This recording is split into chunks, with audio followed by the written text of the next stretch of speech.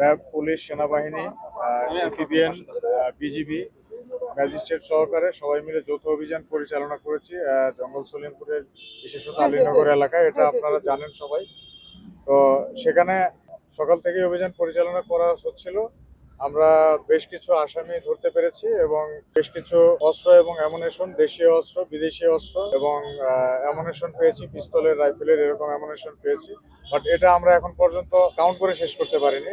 আপনারা দেখতে পাচ্ছেন যে আমরা এখনো শেষ ব্যাক করছি, চলমান রয়েছে অভিযান। অভিযান শেষে হয়তো অভিযানিক কমান্ডার যে ডিআইজি মহোদয় আছেন, স্যার হয়তো ব্রিফ করবেন বিস্তারিত।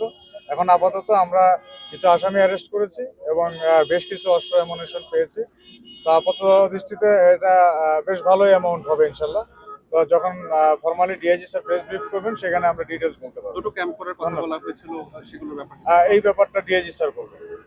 আর অভিযান শুরুর আগে নিশ্চয়ই এক্সপেক্ট করেছিলেন অথবা আপনাদের প্রস্তুতি ছিল যে অনেকগুলো চ্যালেঞ্জেস ফেস করবেন, সেই ধরনের কোনো পরিস্থিতি হয়েছিল কিনা? হ্যাঁ, চ্যালেঞ্জেস তো কিছু ফেস করতে হয়েছে, আমরা অল্প কিছু ফেস করেছি।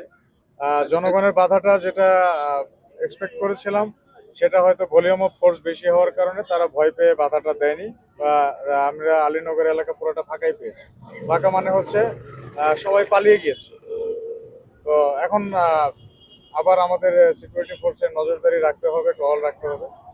আর এরপরে পরবর্তী বিষয়গুলো কি করবেন এটা অপারেশনাল কমান্ডার আমাদের ডিআইজি স্যার জানাবেন। এখন পর্যন্ত কতটুকু কনফিডেন্ট আপনারা যে উচ্ছেদ অভিযান তো শেষ হয়ে গিয়েছে প্রায় বলা চলে, এখন পর্যন্ত কতটুকু কনফিডেন্ট, এটা কতটুকু আয়ত্তে নিয়ে নিয়েছেন আপনারা? এটা আসলে কনফিডেন্স লেভেল আয়ত্তে নেওয়া, এটার আসলে মেজারমেন্ট করা যাবে না, কারণ এই সিচুয়েশনগুলো ফ্লাকচুয়েট করতে খুব বেশি সময় লাগে না।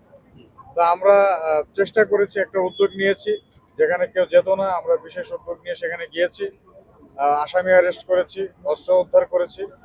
তো ধীরে ধীরে এটা কন্ট্রোলে আসবে ইনশাল্লাহ।